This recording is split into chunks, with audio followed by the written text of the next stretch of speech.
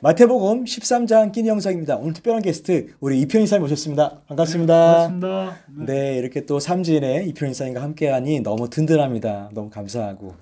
네, 이 끼니 말씀 많이 묵상하고 계시죠? 오늘 특별하게 마태복음 13장에 나오는데요. 마태복음 13장 하면 빼놓을 수 없는 게 바로 이 천국 비유입니다. 이 특별하게 거기서 씨 뿌린 자의 비유가 나오는데, 지사님 이 씨 뿌린 자의 비유에서 어떻게 묵상하시고 어떻게 바라보고 계시나요?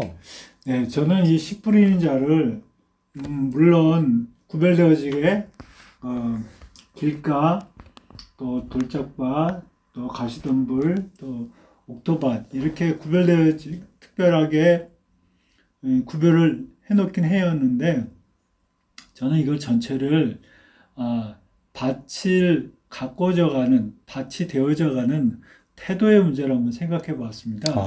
그 화전민들이 그 화전을 읽을 때 산에 가면 어떤 편편한 산에 큰 돌 2개만 치우면 될 것 같아서 돌을 치고 봤더니 그 큰 돌을 치고 나면 그거보다 또 작은 돌이 보이고, 또 작은 돌을 치고 나면 더 작은 돌이 보이고, 또 그거보다 더 작은 돌이 보였을 때 마지막에 결국은 그 작은 돌을 가면 갈수록 큰 돌을 치우면 이렇게 작은 돌로 보이는 것처럼, 우리가 말씀 앞에 설 때 우리가 제일 처음에 이것이 내 마음에 고쳐야 될 부분이다, 또 저것이 고쳐야 될 부분, 이것만 고치면 그런데 말씀을 보면 볼수록 내 내면이 더욱더 가꿔져야 될 것을 보여주는 것처럼, 우리가 그렇게 옥토밭을 가꾸어져가는, 그래서 길가 같고 돌짝 같고 그런 것들이지만 결국은 말씀을 통해서 더 내 내면을 다져가는 것, 그것이 필요하다고 생각이 됩니다. 우리가 빛을 비춰보면 먼지까지 보이는 것처럼, 우리가 하나님 앞에 이 말씀 앞에 설 때 우리 속에 있는 아주 작은 찌꺼기까지 제거할 수 있을 때 옥토밭이 돼서 말씀이 그곳에 심겨지면 더 좋은 결실을 맺을 수 있지 않을까 한번 좀 생각을 해봤습니다. 또 좋은 밭도 늘 지키지 않으면 더 나쁜 밭이 되듯이, 우리가 이런 마음의 태도를 유지하려는 것이 하나님께서 우리에게 주시는 그 밭의 비유가 아닐까, 이 생각을 좀 해봤습니다. 네, 역시 너무 말씀 묵상을 매번 하시고 매일마다 하시니까 너무 깊은 것 같습니다. 너무 감사합니다. 그러니까 중요한 것은 우리의 마음의 밭이라는 것이죠. 때로는 아까 말씀하신 길가밭, 돌짝밭, 어떻게 보면 좋은 밭. 그래서 이 관건은 좋은 밭을 늘리고자 하는 것이 중요하다고 생각합니다. 조사님, 하늘나라 비유를 듣는, 어떤 천국 비유를 들을 수 있는 청중은 누구라고 생각할 수 있을까요? 네, 청중이요. 이 청중은 보니까 이 2가지 부류로 나눌 수 있더라고요. 첫 번째 부류는 무리, 저희, 그들로 나오고요. 그다음에 2번째 부류는 제자들, 그다음에 너희, 이렇게 2부류로 구분되더라고요. 그래서 첫 번째 그룹인 무리, 너희, 그들은 하나님 나라의 밖에 있는 사람들로서 그 비밀에 닫혀 있어서 들어도 안타깝게 깨닫지 못하는 자들입니다. 그리고 이 2번째 부류인 제자들, 너희, 이 그룹에서는 하나님 나라의 안에 있는 백성들로서 이 비밀에 열려져 있어 듣고 보고 깨달아 놀랍게도 결실을 맺어야 하는 그런 자들입니다. 그런 자들이 우리인 줄 믿습니다. 이런 면에서 2절로 말씀에 나오는 큰 무리가 예수님께 나오는 것은 좋은 일이지만, 많은 사람들이 모였다는 것 자체가 예수님께 큰 의미가 없다는 것을 알 수 있습니다. 여러분들은 누구실까요? 그냥 하나님의 말씀을 듣는 큰 무리이십니까? 아니면 하나님의 말씀을 어떻게든 따르던 제자이십니까? 우리의 매일 삶 속에서 말씀을 진정으로 따르는 제자들이 되시기를 주님의 이름으로 축복합니다.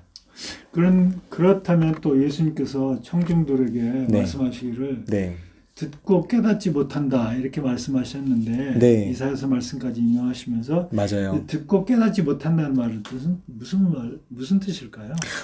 듣고 깨닫지 못한다. 그래서 깨닫는다라는 것은 2개의 사물을 하나로 합친다라는 의미가 있습니다. 즉 말씀을 들었을 때 깨닫는 것은 말씀과 내 삶을 하나로 합친다라는 것이죠. 즉 말씀과 삶이 만나는 것입니다. 인카운터라는 것이죠. 그래서 깨닫지 못한다는 말은 내 삶이 주의 말씀 만나지 못했다는 것이죠. 말씀 따로 내 삶 따로. 이거 최악인데요. 그래서 말씀을 들었는데 지식적으로는 알고 있지만 내 삶과 분리되어 있는 그러한 삶입니다.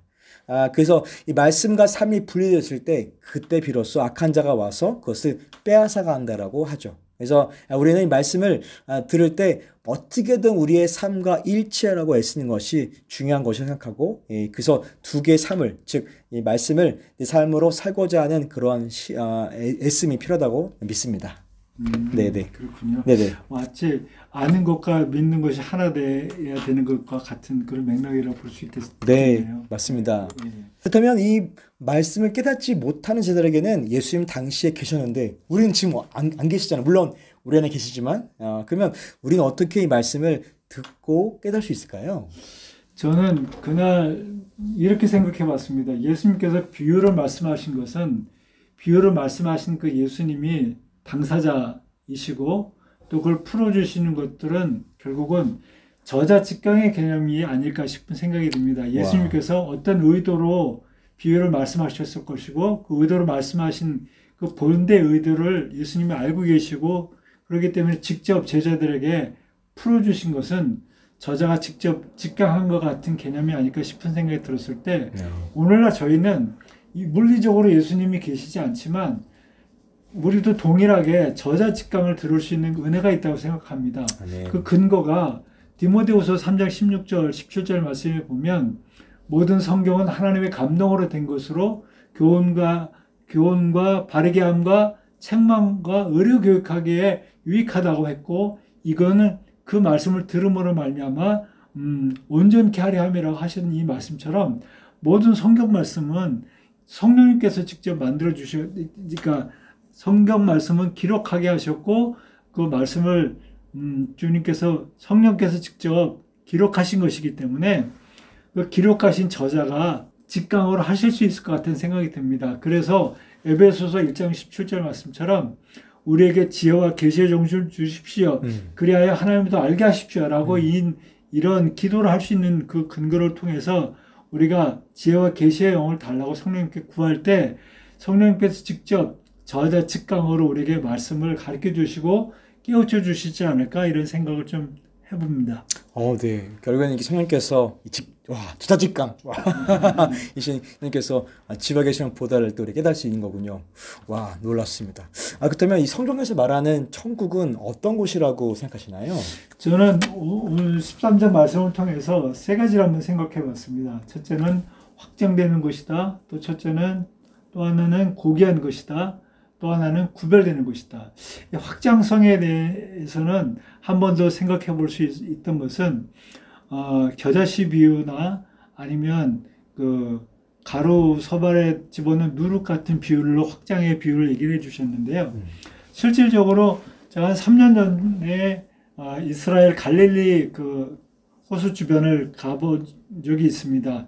근데 그곳에서 가이드 하시는 분이 말씀해 주시기를 겨자씨 비유를 우리가 알고 있는 것처럼 좀 다르게 한번 해석해 주시더라고요. 우리가 생각했을 때는 겨자나무가 자라서 새들이 깃드는 걸로 이런 걸로 하는데 그분은 겨자씨앗이 떨어지면 그 겨자씨앗이 떨어진 그 주변으로 또 다른 겨자나무가 이렇게 군락을 이뤄서 퍼져가는 그런 것들로 설명합니다. 마치 우리가 제주에 가면 유채꽃밭이 넓게 펴져 있는 것처럼 그곳에 갔더니 겨자씨가 있는 곳에 보면 겨자들이 굉장히 많게 노랗게 군락을 진 걸 볼 수 있었습니다. 그래서 더 확실하게 그게 확장되어 제 마음속에 다가온 것은 갈릴리 호수 주변에 좀 높은 산이 있었는데 높은 산에 올라가면 그 갈릴리 호수가 웬만큼 다 보입니다. 특히 그 가버나움이나 막달라라든가 베다니라 이런 지역들이 한눈에 다 멀리지만 보이는 것입니다. 그래서 이 한눈에 보일 만한 장소에서 하나님이 천국을 하나님 나라를 예수님께서 천국과 하나님 나라 확장을 가르쳐 주셨는데 그때 예수님께서 작게 만들어 주셨던 그 하나님의 나라가 지금은 온 지구를 덮는 하나님의 나라로 바뀐 것을 봤을 때 이 천국은 진짜 확장되는 것이라는 것을 크게 볼 수 있었고요. 또 하나는 천국은 고귀한 것이라고 하는데 말씀에 써 있는 것처럼 밭에 감춘 보화를 얻기 위해서 그 밭을 다 사버린다든지 아니면 귀한 진주를 얻기 위해서 모든 소유를 다 팔아서 얻는다든지 하는 것처럼 우리의 모든 가치 우리가 갖고 있는 것보다 다 팔아서라도 하늘의 것을 소유할 수 있다면 그것이 우리에게 얼마나 소중한 것인가를 생각해 볼 수 있겠고, 네. 또 하나는 그 천국 구별되는 것이다. 그 구별되는 것은 우리가 마치 가라지와 곡식이 어떤 가라지는 불에 사라지고 곡식은 창고에 모여지고 또 나쁜 물고기는 그것은 버려지고 네. 그다음에 좋은 물고기는 그릇에 담겨지고 또 하는 것들처럼, 그리고 의인과 악인이 구별되고 또 예수의 보혈로 구원받은 사람만 들어갈 수 있는 그런 것처럼 천국은 정말로 구별되어지는 그런 것이 아닐까 이런 생각을 해봅니다. 그래서 그것이 정말로 우리에게 새롭게 또 다가오는 그런 것이 아닐까 생각을 해봤습니다. 와, 너무 좋네요. 이 천국을 세 가지의 관점. 천국은 확장되는 것이다. 천국은 고귀한 것이다. 천국은 구별되는 것이다. 그렇다면 이런 천국을 어떻게 누릴 수 있을까요? 저는 그런 생각도 잠깐 해봤습니다. 이 땅에서 물론 천국, 예수님이 다시 오셨을 때 우리가 계시록에 나와 있는 말씀처럼 새로운 예루살렘, 그 새로운 천국이 이 땅에 주어지는 그것이 일단은 실질적으로 우리가 주어질 것이지만, 지금 이곳에서 사는 것은 아까 말씀을 나눈 것처럼 늘 말씀을 통해서 내가 옥토밭이 되려고 노를 애가 쓰고, 또 말씀을 모를 때마다 저자직강이신 성령님께 주님 이것이 어떤 것입니까? 라고 듣고 아멘. 또 말씀이 깨달아지는 대로 살아가려고 애쓰고, 또 살아갈 때 애쓰는 그것의 이유는 또한 우리가 말씀드린 것처럼 확장되는 천국을 보기를 소망하고 또한 고귀한 것이 있는 그곳을 기대하고 또 구별되어지는 그날을 우리가 대비하는 마음으로 매일 말씀 묵상과 끼지를 통해서 자신의 삶을 바꿔가고 나눌 수 있을 때 정말 이 땅에서도 우리가 천국을 경험할 수 있지 않을까 이런 생각을 좀 해보게 됩니다. 네, 너무 좋네요. 이렇게 이 천국에 대한 또 세 가지 관점으로 묵상한다면 더 이렇게 우리가 누릴 수 있다고 믿습니다. 너무 감사합니다. 여러분도 이러한 천국에 대한 관점으로 바라보시 묵상한다면 천국이 날마다 우리 삶 가운데, 캠퍼스 가운데, 직장 가운데, 가정 가운데 누리실 걸 믿습니다. 네, 또한 아까 말씀하시는 저자직강, 얼마나 멋있습니까?